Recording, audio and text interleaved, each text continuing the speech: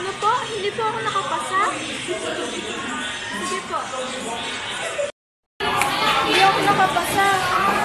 Paano na yung gagawin mo? Pagpapatuloy mo pa ba? Pagpapatuloy ko pa rin po. Kahit anong mangyari, hindi ako susuko.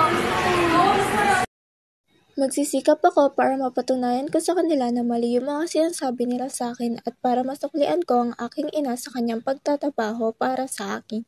At para makamit ko na rin ang aking gusto na maging nurse at maglingkod sa mga taong nangangailangan ng aking tulong. At para makapagbigay na rin ng inspirasyon sa mga taong katulad ko. Buhay natin, hindi natin kailangan pakinggan yung iba na hindi natin kaya. Ang importante, maniwala tayo sa sarili natin na kaya natin gawin.